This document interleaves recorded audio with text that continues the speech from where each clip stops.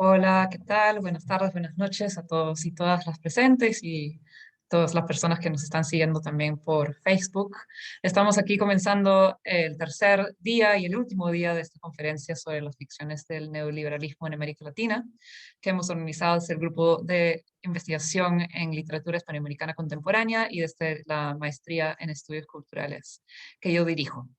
Entonces, hoy día vamos a comenzar escuchando una ponencia magistral de Juan Carlos Ubillús. Luego vamos a tener un panel sobre formas no realistas de abordar el neoliberalismo. Y vamos a terminar con una conversación con la escritora Gabriela Wiener, que va a ser es una streaming de una pregrabación, pero que solamente se va a poder ver una sola vez. Entonces, les animo mucho a quedarse conectados hasta esa hora, porque es la única oportunidad que habrá para ver esa entrevista. Entonces, sin más, paso la palabra a Mijail Mitrovic para que presente a Juan Carlos Ubillús. Muchas gracias, Mijail. Hola, ¿qué tal? Buenas noches. Voy a presentar pues a Juan Carlos Ubillús, que nos va a dar la conferencia Las malas relaciones entre el neoliberalismo y la derecha radical. Juan Carlos, ¿estás por ahí? Para que abras tu cámara. Mientras aparece Juan Carlos, voy a ir leyendo la bio. Juan Carlos Ubillús obtuvo su doctorado en literatura comparada en la Universidad de Texas en Austin. Actualmente es profesor en la Universidad Nacional Mayor de San Marcos. Su obra indaga desde el psicoanálisis en la economía libidinal en el cine, la literatura, la sociedad y la política.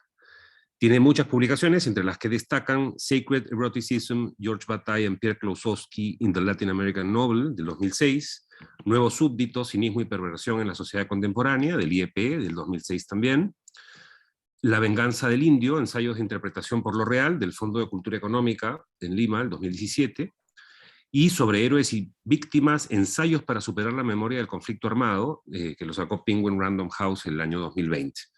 También ha sido coautor de Contra el sueño de los justos, la literatura peruana ante la violencia política, del IEP el 2009, y editor y coautor de La pantalla detrás del mundo, las ficciones fundamentales de Hollywood, que lo sacó la Red para el Desarrollo de las Ciencias Sociales el año 2012. Finalmente, ha publicado la novela No tengo nada que hacer con eso, que sacó Penguin Random House el 2017. Entonces, Juan Carlos, tenemos alrededor de 40 minutos para escucharte y después tendremos un momento para recoger preguntas y comentar tu charla. Adelante. Okay, gracias, Mijail, y gracias, Alex y Cecilia, por la invitación. En el título apela, de mi ponencia, apela a esta mala relación, ¿no? ¿Qué sería una mala relación? Uno puede pensar que para nosotros, a quienes, no sé si nosotros, tiene que ver con el público acá, pero para quienes estamos en la izquierda, digamos, una relación entre el neoliberalismo y la derecha radical es siempre una mala relación. Pero en esta presentación me voy a centrar más bien en describir una mala relación para ellos mismos, es decir, una mala relación tanto para la derecha radical como para el neoliberalismo. Es decir, que en esa asociación, que se establece consciente o no, ambas posturas ideológicas pueden salir en menos antes que en más, ¿no? Primero, marcar ciertos hitos en la historia del neoliberalismo en su relación con el conservadurismo, ¿no? Algunas de estas cosas ya son bastante conocidas, pero veámoslas de todas maneras. Primero, ya sabemos de los dos lugares de nacimiento del neoliberalismo, señalado por Foucault, la escuela de Freiburg u ordo liberal en los años 30, que va a adquirir momentum luego de la Segunda Guerra Mundial, y también la escuela de Chicago de los años 50, y la figura, la personalidad que unifica ambas escuelas es, por supuesto, Hayek. Y en Hayek se encuentra, por supuesto, la idea romántica de que el Estado no debe interferir con su planificación racionalista orientada a la justicia social, no debe interferir con el natural desarrollo de los mercados y de la familia. La idea es que los mercados y las familias son tradiciones, y las tradiciones son espacios libres de exploración, de ensayo y error, que llegan a ciertas conclusiones. Y estas conclusiones tendrían que afirmarse, según Hayek, o al menos lo dice implícitamente, en contra de la política, digamos, democrática, voluntarista. Hay, por tanto, un espacio en la teoría neoliberal para una alianza con grupos conservadores que afirman la primacía de la familia. Entonces, teóricamente es posible esa relación desde la concepción misma del neoliberalismo. Posteriormente, en los 70, ya pasando a la política misma, va a haber una alianza entre el neoliberalismo y el neoconservadurismo en reacción al asistencialismo de la era keynesiana y los movimientos sociales de los años 60, ¿no? Como lo demuestra Melinda Cooper en Family Values, tanto los neoliberales como los neoconservadores veían con muy malos ojos al asistencialismo keynesiano porque relajaba los valores familiares. Ellos no objetaban tanto que digamos, hubiera cierta asistencia a la mujer, sino que esa asistencia, ese asistencialismo, acabase independizando a la mujer de la familia y de su relación con el varón.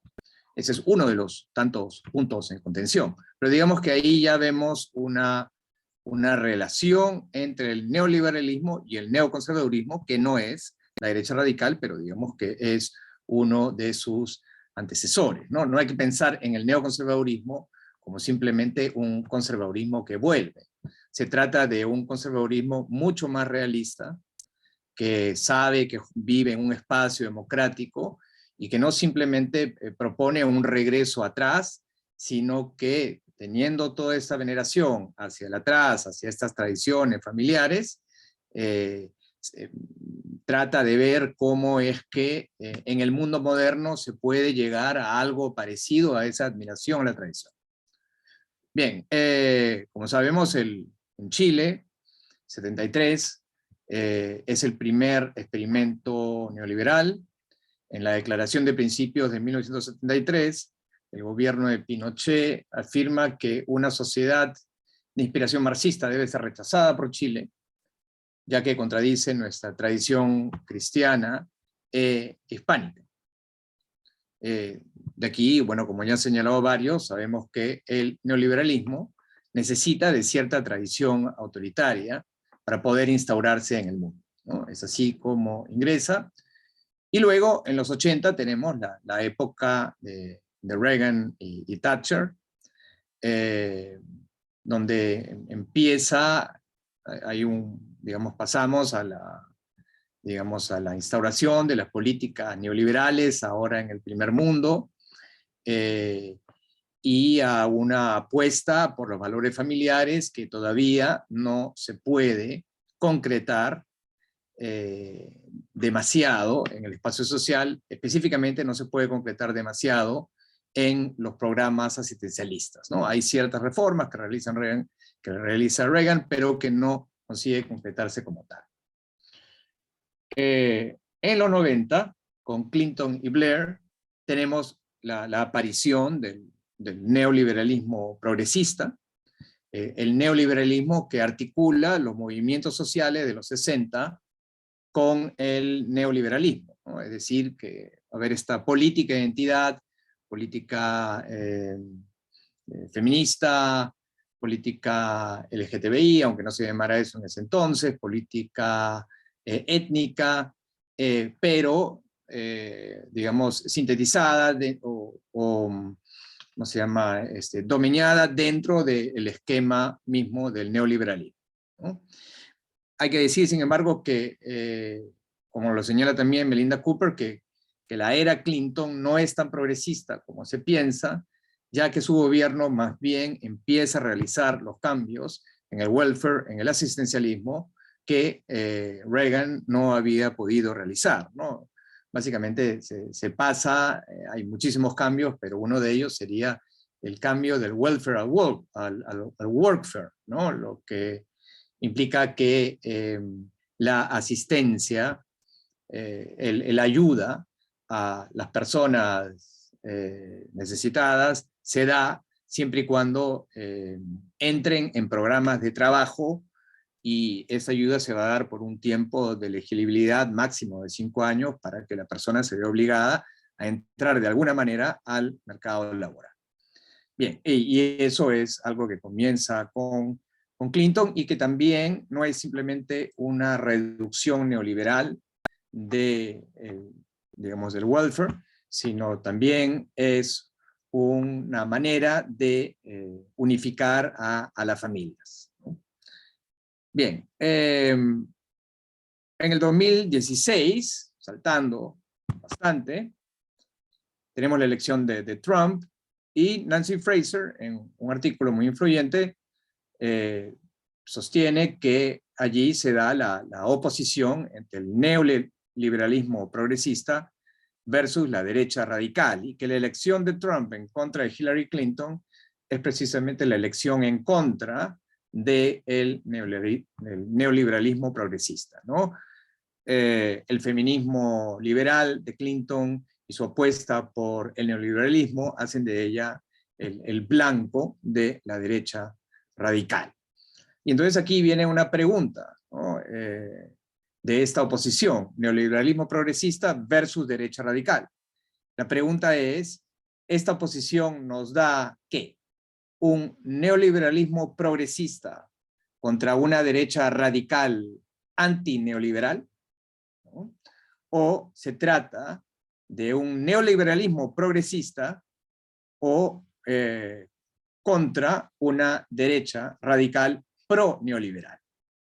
La pregunta no es anodina, ya que se trata de ver si la derecha radical es un movimiento interior o exterior al neoliberalismo, ¿no? Que va a tener consecuencias como lo vamos a ver. Bien, ¿qué es la derecha radical primero, ¿no? Pensemos que la ultraderecha es un término que se utiliza para hablar del espectro de la derecha, que está más allá de los partidos de derecha convencionales y moderados, ¿no? Que en la época del neoliberalismo cada vez se asemejan más a los partidos otrora de izquierda, ¿no? El Partido Republicano y el Partido Demócrata se parecen cada vez más, diferencias mínimas, y la ultraderecha, digamos, se ubica más lejos en el espectro de la derecha. Y ahí es donde encontramos la derecha extrema y la derecha radical. La derecha extrema podríamos pensarla rápidamente, como lo hace Casmat, como un reformista, como una suerte de posición revolucionaria, abiertamente antidemocrática, y la derecha radical es más bien de orden reformista y, digamos, acepta jugar el juego democrático, ¿no? Mal que bien lo juega.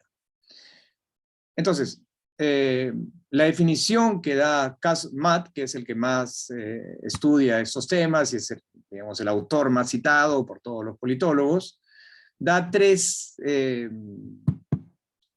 coordenadas para pensar a la derecha radical. Primero, la derecha radical es nativista. Las naciones deben estar habitadas por el grupo nativo, y las personas no nativas tienden a ser una gran amenaza, ¿no? Y el nativismo, por supuesto, llega a su punto más alto con la teoría conspirativa del gran reemplazo. Las élites indolentes, no comprometidas con el país, estarían buscando reemplazar a la población blanca, nativa, con una población extranjera que aceptaría menores salarios y sería más fácilmente dominable. Segundo coordenada, la derecha radical es autoritaria, ¿no? Cree en una sociedad donde las transgresiones deben ser severamente castigadas. La mano dura es la manera correcta de enfrentar la subversión o la corrupción. Y tercero es populista, ¿no? El populismo definido por Matt como una ideología delgada que enfrenta a nosotros contra ellos, ¿no? Al pueblo virtuoso contra una élite corrupta Pero no se trata, sencillamente hay que acotar, no se trata de la teoría de Laclau, en que el pueblo es algo que se construye. Bueno, el pueblo siempre se construye, y se puede construir de diferentes formas, pero este pueblo, tal como lo define Mott, es un pueblo étnico. Se construye un pueblo étnico contra una élite internacionalizada, ya sea de izquierda o ya sea de derecha. De ahí es que colige Mott que la derecha radical es antineoliberal. Hay muchos comentaristas que observan que, sin embargo, que la derecha radical comienza como neoliberal, ¿no? Por ejemplo, Le Pen en Francia era neoliberal al principio, pero que luego aparece este concepto del welfare chauvinism, el asistencialismo chauvinista, es decir, que vamos a hacer un asistencialismo para los nuestros, pero no para los inmigrantes, no para los extranjeros, y que es a partir de ahí que hay un cambio hacia lo antineoliberal. Pero podríamos decir que las cosas realmente, a partir de Latinoamérica, que las cosas no son así. Los casos latinoamericanos, creo yo, son la verdad de la derecha radical. Jair Bolsonaro comienza como una defensa de los militares en la dictadura, luego tiene esta reacción conservadora contra las luchas feministas y LGTBI, y finalmente asume la defensa del neoliberalismo, ¿no? Él es copado por ciertos grupos neoliberales y finalmente él se convierte en un neoliberal. Fabricio Alvarado, de Restauración Nacional en Costa Rica, se vuelve importante en la elección de 2018, cuando se opuso a una resolución de la Corte Suprema que garantizaba el derecho al matrimonio igualitario y la protección de las familias conformadas por el mismo sexo, ¿no? Álvaro va a politizar la triada típica conservadora, que es ir en contra del matrimonio igualitario, en contra del aborto y en contra de la educación sexual en los colegios. Y eso es en la primera vuelta, ahí se vuelve popular, y en la segunda vuelta él es copado por un grupo de empresarios, economistas y ministros, todos neoliberales, y ellos se van a apoderar de la propuesta económica de Fabricio Alvarado. O sea, se podría decir que Bolsonaro y Alvarado comienzan con una base evangélica, es ahí donde se vuelven fuertes, y luego se hacen neoliberales. O sea, primero el tema conservador y luego el tema neoliberal. En el caso de Chile y Perú, las cosas están más juntas, más hilvanadas que en que aquello que ya he señalado.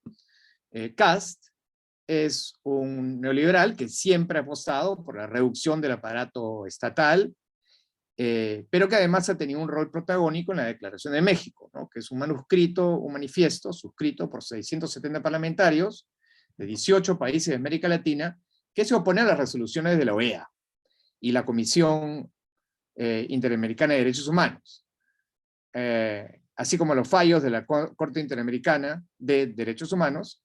Se opone a que estas entidades obliguen a los estados de América Latina a modificar sus leyes relacionadas a la vida, a la familia y a la libertad religiosa, ¿no? Como ocurre con el caso de Alvarado en Costa Rica. Entonces ahí las cosas están más juntas. Rafael López Aliaga, empresario de dueños de trenes y hoteles en el sur del Perú, que ha sacado buen provecho de licitaciones con el Estado, y que es miembro del Opus Dei y se haya comprometido con una coalición evangelista, pero en realidad pancristiana, para defender los valores familiares en contra del nuevo orden mundial, o el nuevo orden marxista que quiere destruir la economía y promover el aborto. Entonces ahí las cosas van juntas. De esto, este recorrido por la derecha latinoamericana, muy breve por cierto, nos revela dos cosas. La primera es que el tema principal en América Latina no es el nativismo, sino la defensa de la familia tradicional contra el feminismo y los movimientos LGTBI, ¿no?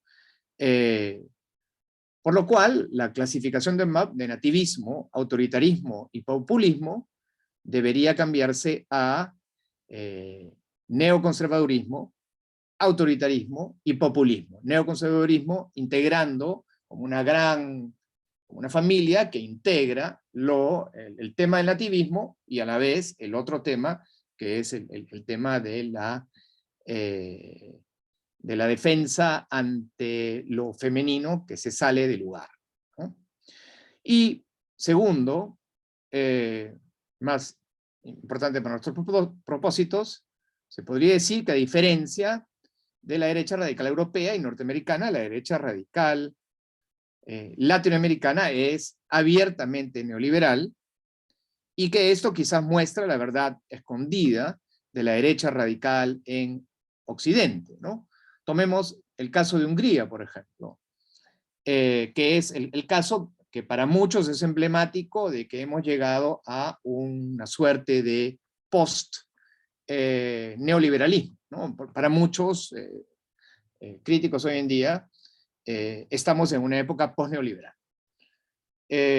Según Dorit Geva, el gobierno de Orbán ha realizado una serie de reformas, como la nacionalización de sectores claves de la economía doméstica, que no implica estatización, sino, como ya sabemos, a partir de la campaña de Castillo, nacionalización, son empresas privadas las que asumen el rol clave, medidas proteccionistas para favorecer a la industria nacional, la reducción de la propiedad extranjera del sector bancario, y la reducción de la dependencia a través de la deuda con instituciones globales neoliberales como el FMI o el Banco Mundial.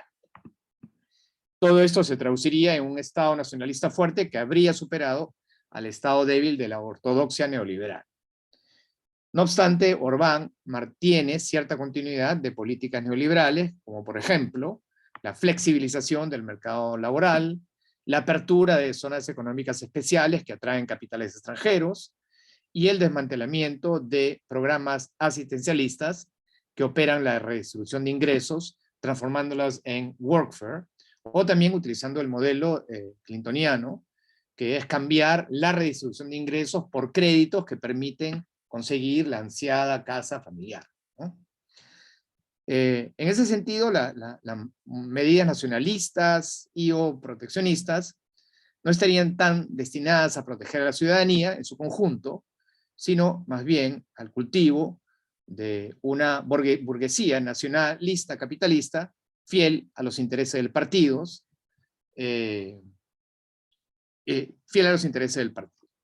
Bien, Dorit Geva habla al principio de su artículo de una era post-neoliberal en Hungría, pero luego él va a matizar su tesis y va a afirmar en la conclusión de su escrito, cito, la hegemonía ordo-nacionalista de Orbán es una avanzada respuesta neoliberal a la crisis a la crisis del neoliberalismo, una autorrespuesta que ha tratado de resolver sus propias contradicciones al reinventarse y servir de un nuevo menú de contradicciones. Entonces, ¿cuál es la lección de esto? Que para no calificar inmediatamente a un gobierno como post-neoliberal o anti-neoliberal, hay que entender varias cosas. Primero, que el neoliberalismo quiere un Estado fuerte para emprender las reformas que beneficien la actividad empresarial. Entonces, que haya un Estado fuerte, más bien es consustancial a la lógica neoliberal. Segundo, que puede haber un neoliberalismo nacionalista y hasta proteccionista, que en algún momento Estados Unidos haya iniciado durante la era Trump una política proteccionista contra China de muy corta duración, no lo convierte inmediatamente en neoliberal. Es más, el país puede pensarse como un medio para apoyar a ciertas compañías locales. Y finalmente, que como lo recuerda David Harvey, el neoliberalismo es un proyecto político de acumulación de riqueza y poder de la clase empresarial que está sujeto a revisiones estratégicas, negociaciones, detenimientos y hasta retrocesos parciales, aparentes o verdaderos. Entonces, vuelvo a la idea, América Latina muestra la verdad económica de la derecha radical. América Latina siempre la verdad, yo diría, en este tema, ¿no? También con el tema de la mujer, con el tema del género, ¿no? La derecha radical en Europa dice proteger a los homosexuales y a las mujeres en contra del machismo islámico. Eso es lo que se llama el etnosexualismo, ¿no? Una manera de utilizar la supuesta avanzada moral sexual de Occidente para despreciar a los trabajadores de origen islámico. Y entonces el tema del género, el tema político del género, de la defensa de homosexuales y mujeres, es básicamente una estrategia para poder afirmar la política nativista. Pero en América Latina, la derecha radical es, claro, más abiertamente homofóbica y antifeminista. En ese sentido, es la verdad de la derecha radical europea. Entonces, vuelvo a revisar la descripción de Mudd. En vez de describirla como nativista, autoritaria y populista, habría que definirla como neoliberal, neoconservadora, autoritaria y populista, para poder dar cuenta efectivamente del vínculo con el neoliberalismo, ¿no? Además, digamos, una definición simplemente nativista, autoritaria y populista, sin dar cuenta de cuál es su posición frente al neoliberalismo, acaba siendo una propuesta que está corta con respecto a la totalidad social, ¿no? Hay que tratar de ver cómo se posiciona estas coordenadas dentro de una totalidad social. Bien, entonces, siguiendo Harvey, podríamos decir que el proyecto neoliberal no ha terminado si se considera como un proyecto de clases. Lo que podría decirse es que la ideología del proyecto liberal está en bancarrota en muchas partes del mundo, incluyendo algunos lugares de América Latina. Entonces, la derecha radical es neoliberal o va con el neoliberalismo, y la pregunta es si el neoliberalismo tiene que avanzar hacia la derecha radical. Bien, en su libro En las ruinas del neoliberalismo, Wendy Brown habla de muchas relaciones que pueden existir entre el neoliberalismo y el conservadurismo, ¿no? El conservadurismo es un suplemento moral que contrarresta los efectos anómicos del capitalismo, ese es uno. El neoliberalismo y el conservadurismo son dos lógicas distintas, pero que convergen en una ciudadanía antidemocrática. El cristianismo evangélico y la cultura capitalista tienen un acoplamiento rizomático, difícil de explicar, bajo modelos clásicos, como por ejemplo la teología de la prosperidad. Es algo en los evangélicos neopentecostales que de alguna manera se comunica ya por lo bajo con el neoliberalismo. El neoliberalismo y el conservadurismo social convergen en torno a la necesidad de colocar a la familia tradicional como un sustituto al Estado. Eso es lo que explora más que todo Melinda Cooper en Family Values. O que hay una alianza básicamente interesada entre los neoliberales y los conservadores, basados en, claro, interesada en el sentido económico o en el sentido electoral, de ambas cosas, ¿no? A esto Brown va a decir que hay una lógica, y esas son lógicas en las cuales se ve primero el conservadurismo y luego el neoliberalismo como dos lógicas exteriores y cómo es que ellas se relacionan. Pero Brown va a sostener que hay una lógica interna a esta relación, y allí va a decir que en la práctica, en la teoría también, pero en la práctica, los neoliberales y los conservadores levantan la bandera de la libertad para oponerse a las políticas estatales de la justicia social y estigmatizarlas como totalitarias. Entonces, los neoliberales rechazan en nombre de la libertad la intervención del Estado en materia de impuestos, y los conservadores rechazan en nombre de la libertad, en nombre de la libertad de las creencias tradicionales, de la familia, rechazan la imposición estatal del enfoque de género en los colegios o en algún otro lugar, ¿no? La consigna "con mis hijos no te metas" es un ejemplo de ello.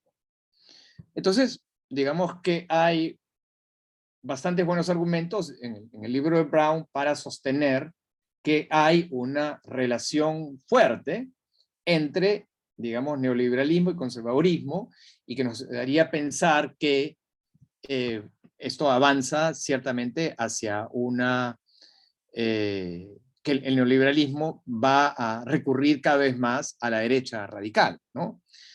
Pero, claro, queda la pregunta: ¿cómo ha podido existir algo así como un neoliberalismo progresista? Y entonces, claro, queda la pregunta sobre hay una relación necesaria entre el neoliberalismo progresista y la derecha radical, o es algo aleatorio, contingente, algo del momento. Yo no estoy en condiciones de responder a esa pregunta.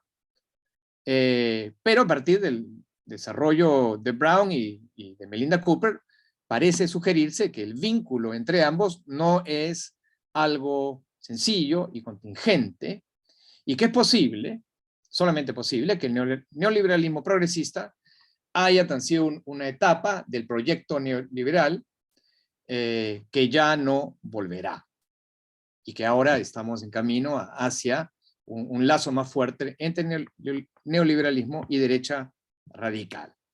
Pero yo quiero concentrarme más bien en la mala relación entre los dos. La mala relación entre el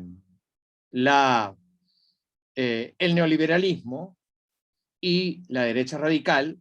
O sea, ya establecida la relación, quiero concentrarme en la mala relación, cómo hay efectos negativos para uno y otro de acuerdo a los principios con los cuales comienza, ¿no? El primer efecto, hay que entender que la derecha radical permite ciertos desplazamientos para el neoliberalismo, ¿no? La derecha europea y radical europea y norteamericana intervienen principalmente en lo cultural. Lo económico sigue siendo importante, pero la época misma y la derecha radical van a transformar el tema económico en un tema cultural. Por ejemplo, pasamos del tema de la inmigración, abarata el precio del trabajo, que es un tema económico, que es lo que dijo Verónica Mendoza con respecto a los venezolanos en Perú, pero esto se articula como una defensa de la identidad europea en contra de un otro extranjero. Este es un tema cultural. Entonces, la frustración contra el neoliberalismo se dirige ahora hacia los islámicos y se transforma en una lucha entre civilizaciones. La civilización cristiana europea o la civilización cristiana de Occidente contra el Islam.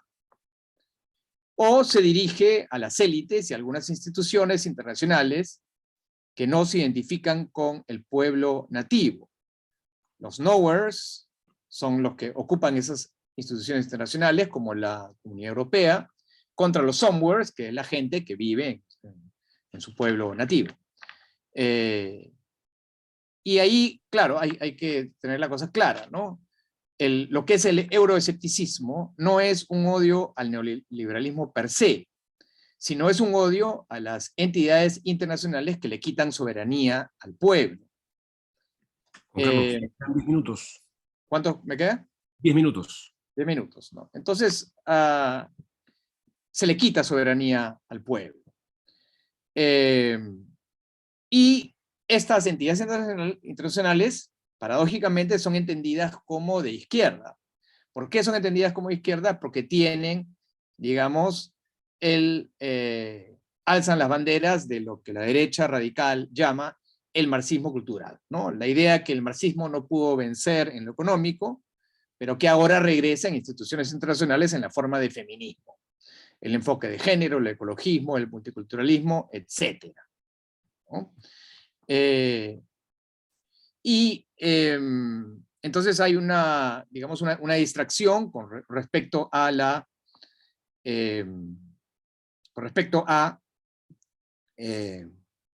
digamos, al tema central que debería ser el neoliberalismo y el sufrimiento que causa, ¿no? He utilizado la palabra lucha. La derecha radical no plantea una diversión de entretenimiento con respecto a los temas principales. No es, vamos a ver Magali y el fútbol, y olvidemos de los grandes problemas. La derecha radical plantea una lucha, está en pie de guerra. Plantea una lucha popular contra las élites progresistas identificadas con la izquierda, que redirecciona la furia que podría dirigirse originalmente hacia la lucha de clases, por decirlo así. Entonces, la derecha radical permite que el neoliberalismo pueda seguir existiendo con tal de que se deslinde de sus vínculos con el progresismo. Y es por eso que los partidos de la vieja derecha moderada se inclinan cada vez más hacia posiciones de la derecha radical.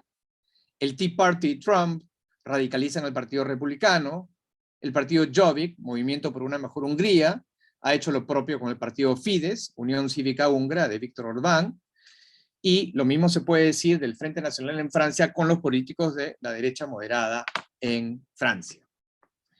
En ese sentido, se puede decir que el lazo entre la derecha radical y el neoliberalismo lleva a los neoliberales hacia la democracia iliberal, ¿no? Sobre esto se puede hacer una crítica que podemos hacerlo luego. Es decir, no los lleva, pero enfatiza ese trayecto que ya tenían los neoliberales. Los lleva a romper contra el núcleo mismo del liberalismo en el sentido de la protección de las minorías, la separación de los poderes, el secularismo. Hemos visto como un liberal como Vargas Llosa en la segunda vuelta electoral se ha visto metido en todo esto, en la segunda vuelta de las elecciones peruanas, y los lleva a procesos en que se bordea la ruptura con la democracia electoral, como el proceso de vacancia contra Dilma Rousseff, o el intento de torcer la voluntad popular en las recientes elecciones presidenciales. El segundo efecto, y con esto voy a terminar, es que el economicismo del neoliberalismo, como se ha dicho muchas veces en estas conferencias, en estos ciclos, se extiende a otras esferas de la vida. Y al hacerlo, transforma el trasfondo moral cultural de los exponentes de la derecha radical. ¿En qué sentido? El neoliberalismo trae de por sí mismo intolerancia hacia la frustración. No son nuevos imperativos los que comienzan con el neoliberalismo. El imperativo del éxito trae consigo el narcisismo y la agresividad narcisista, el otro que me quita mi lugar en el ascenso, y el imperativo al goce a través del consumo trae la frustración de no poder realmente gozar, ¿no? Como yo, cada vez que veo a mis amigos gozando en Facebook de viajes a Croacia, me da muchísima envidia y ganas de hacerles algo. Bien, lo que ocurre en la era neoliberal, pero no es solamente de la era neoliberal, es que no hay, digamos, lo que llamaríamos en el psicoanálisis la castración, el límite de la ley que instaure un ideal del yo, que es una suerte de narcisismo de adulto.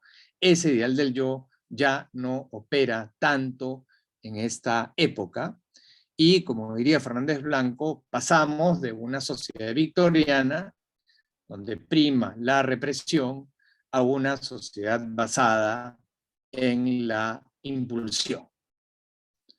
Bien, entonces, la frustración de los perdedores de la globalización se canaliza en la derecha radical mediante una narrativa de lucha que trata de reafirmar la tradición contra los nuevos movimientos sociales progresistas, por decirlo así. Pero no se trata de que la tradición moral regrese entera como antes.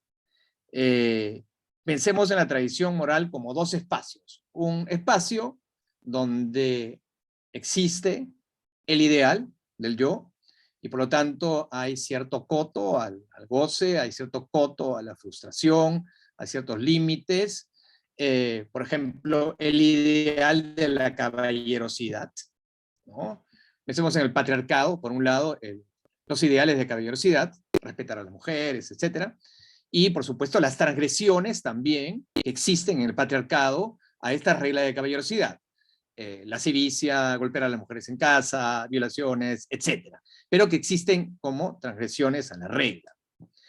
Lo que ocurre, digamos aquí, es que se trata de que regresan con la derecha radical simplemente retazos, pedazos sueltos de la tradición, sin su ideal regulador, o sea, sin el ideal del yo, sin la castración, sin el límite, y esos retazos se convierten en pretextos para la venganza. Y esto se puede ver en el caso de López Aliaga con los insultos a las mujeres, ¿no? Los hombres han insultado desde siempre a las mujeres, no tendía a hacerse en público como lo hace López Aliaga, hubiera sido como poco caballeroso, pero regresa, digamos, un retraso de la superioridad del varón con respecto a la mujer a través de una serie de insultos, y también de la frustración de él de no salirse con la suya, o se puede ver en una escala más amplia, en el caso de Trump, con la incitación a las masas para protestar en contra del vicepresidente Pence, ¿no? Que no quería estar de acuerdo con Trump. Entonces... Vamos para el cierre, 2 minutos. Sí, 2 minutos. Entonces, la moral tradicional que supuestamente trae la derecha radical del pasado se transforma en un trampolín para la venganza. Con esto no estoy objetando la venganza en sí. Ya lo he afirmado en otra parte, que la venganza es la energía del deseo de justicia. Podríamos pensar que el deseo de justicia es un refinamiento de una pulsión vindicativa. Pero en la derecha radical no tiende a haber dicho refinamiento, y a menudo se encuentra simplemente la satisfacción de la pulsión vindicativa. La pulsión vindicativa puede ir para adentro en la forma de culpa y depresión, me siento mal porque soy un perdedor de la globalización y me quiero matar, o para afuera en la forma de venganza. Son 2 caras de la misma moneda. Y la articulación y justificación política de la derecha radical permite precisamente hacer que esta pulsión vindicativa se vaya hacia afuera. Más específicamente, la moral y la política se convierten en el vehículo de una pulsión liberadora y autoritaria. Poner a cierta gente en su lugar, de manera machista o racista, mediante retazos de la moral pasada, que es lo autoritario, es a la vez, y a la vez transgresiva, de la corrección política, lo liberador, ¿no? Lo autoritario es traerlo del pasado, y ese traer el pasado es transgresivo con respecto a la corrección política, y eso es liberador. Entonces se trata de una liberación autoritaria que intenta hacer sentir una vieja manera de gozar, pero se trata ya de una moral que está fuertemente desvinculada con la ética. Y en ese sentido, la moral misma tradicional, que supuestamente anima a la derecha radical, acaba perdiendo. Bien, gracias. Bien, gracias Juan Carlos. Si hubiera alguna pregunta por aquí, en Zoom, en Facebook también pueden redactarlas y las podemos traer. Si alguien quisiera intervenir en Zoom, pueden alzar la mano y tener un momento para formular alguna pregunta. Si no, pues, o mientras van planteando alguna pregunta, pues yo tengo una primera pregunta, que creo que tiene que ver con esto, esta última parte de tu conferencia, Juan Carlos, que es que creo que has ubicado muy bien esa idea, ¿no?, de que el neoliberalismo no necesariamente supone la idea del Estado mínimo como algo definido de una vez y para siempre, ¿no? Si uno lo ve históricamente, más bien, el neoliberalismo ha sido una respuesta a ciertos estados que tenían que ser desmantelados, según su proyecto, su idea, ¿no? Desmantelar en el Perú el aparato velasquista, en Chile el aparato de Allende, en fin. Pero me interesa pensar más bien esta otra cuestión que podríamos decir es el neoliberalismo como una formación ideológica. Porque por un lado, ¿no?, tenemos digamos, el proyecto de clase, como bien lo dice Harvey, ¿no? Un proyecto de clase de recomposición del poder de clase en el contexto post-73, post-crisis del petróleo y todo lo que significó eso globalmente, con el cambio en los modos de acumulación y todo lo que él trabaja. Pero por otro lado es un discurso que ha pegado mucho, podríamos decir, en las clases medias, ¿no? A nivel global y en Occidente especialmente, ¿no? Alain Badiou decía en algún lado que la clase media es el pueblo de la oligarquía, ¿no? Que siempre ha sido esa su función en la historia moderna, ¿no? Entonces, ¿quién es el sujeto hacia el que el neoliberalismo, o el que interpela el neoliberalismo? ¿A quién quiere construir? ¿No? Porque podríamos decir que las clases dominantes tienen su propia relación con todo este ideario, una relación más irónica, tal vez, pero a nivel masivo hay una construcción ideológica que más bien quiere convencer a un sujeto de que tiene que liberarse en estos términos, en los términos en los que lo has planteado. Durante algún tiempo esa liberación parecía la de liberación individual y podía uno sentir el neoliberalismo progresista liberándolo, pero ahora parece que hay que liberarse de más cosas, ¿no? Por ahí quisiera saber qué piensas respecto de eso. Y a ver si también, reitero que si alguien tiene preguntas, por favor, las puede escribir o levantar la mano. No he entendido bien hacia dónde va tu pregunta. O sea, lo he sentido más como un comentario, pero no... ¿Hacia dónde va tu pregunta? La pregunta es esa, ¿a quién interpela el neoliberalismo? ¿Y qué función cumple ese pueblo que construye, digamos, dentro de toda su existencia, ¿no? Es decir, ¿por qué las clases medias han venido a ser el colchón tanto de su momento progresista en el mundo como de este momento autoritario? O sea, el día de hoy me ha llegado, que yo estoy en Magdalena, ¿no? Me ha llegado un papel donde dice, que empieza diciendo la Constitución del 93 es muy buena y hay que salvarla de los cubanos que están metidos en el gobierno, en fin, ¿no? Y esto es un trabajo ideológico que se hace casa por casa en barrios justamente de clase media, tradicional, en limeños y tal. ¿Qué papel cumple ese pueblo dentro de todo esto? Mm. Uh-huh. No sabía realmente cómo responder a la pregunta, ¿no? ¿Qué papel? O sea, la respuesta que podría dar es plenamente una respuesta de impresiones, ¿no? Más que una respuesta elaborada, ¿no? Digamos que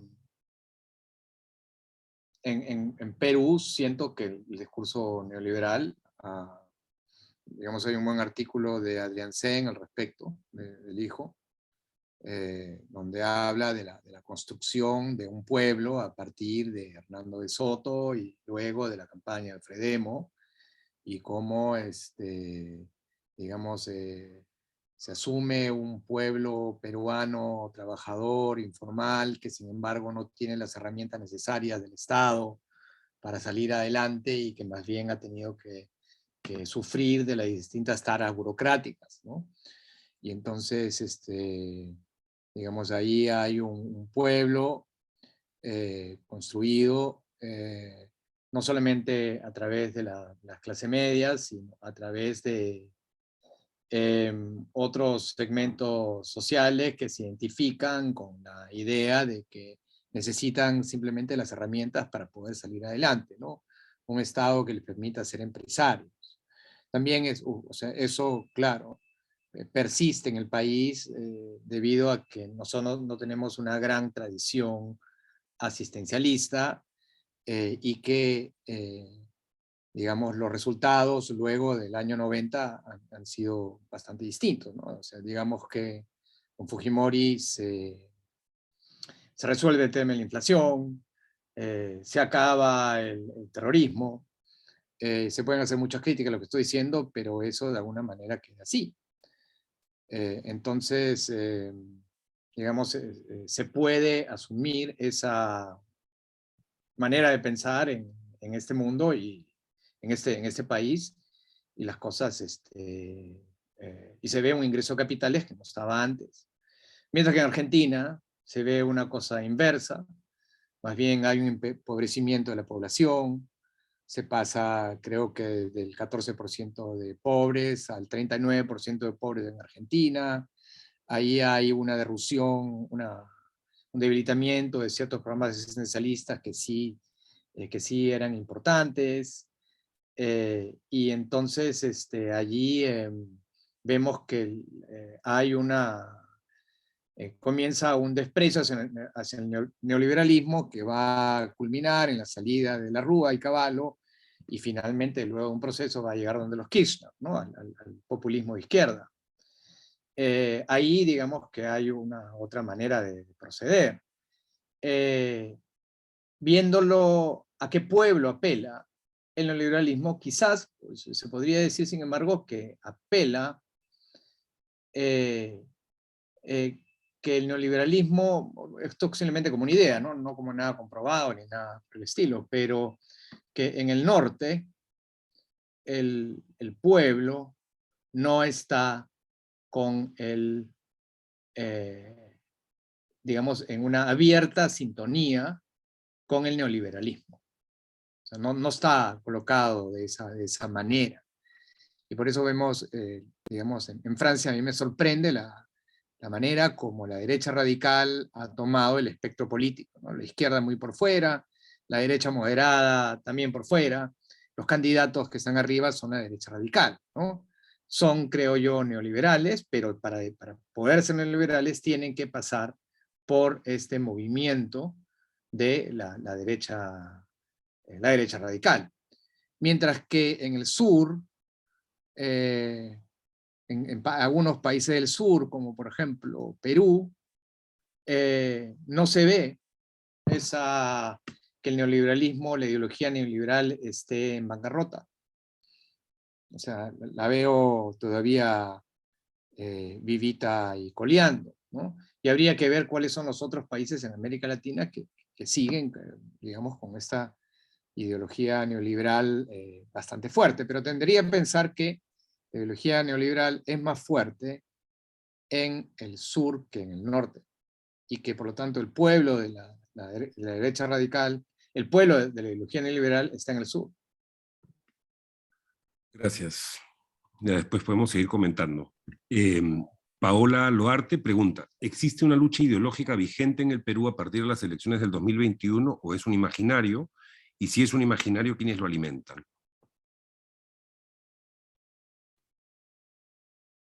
Existe una lucha ideológica vigente. Yo creo que a partir de las elecciones de 2021 comienza un nuevo periodo, ¿no? Yo creo que hay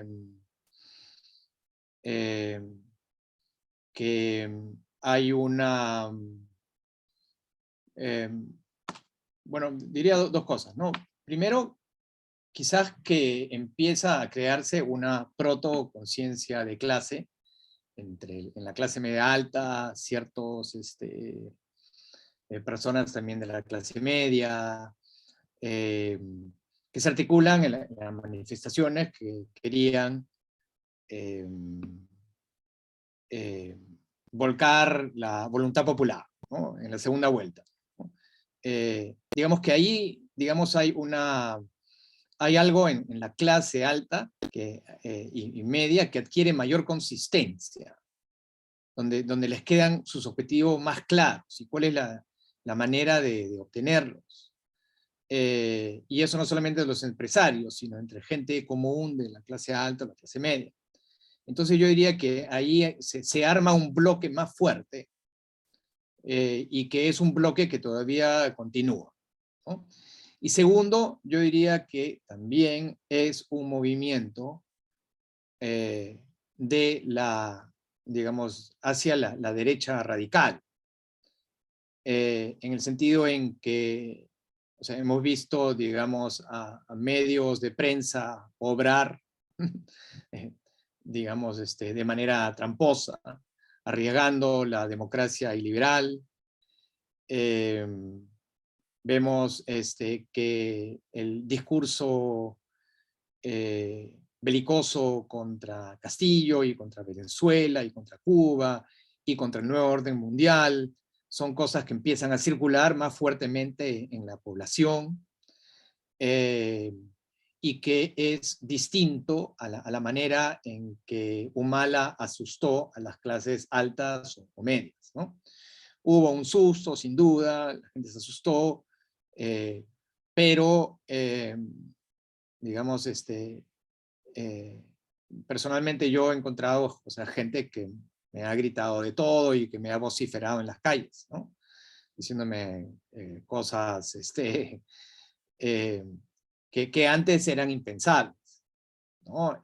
Y utilizando precisamente la idea de que la izquierda ha gobernado el país durante 200 años, los caviares están enquistados en el poder, que son comunistas, que no aman la vida y que quieren destruir la economía, y ese tipo de cosas no era algo que circulaba tanto como circula ahora. Entonces yo sí diría que a partir de las elecciones de 2021 hay un antes y un después, y que hay algo de la narrativa de la derecha radical que se ha instaurado.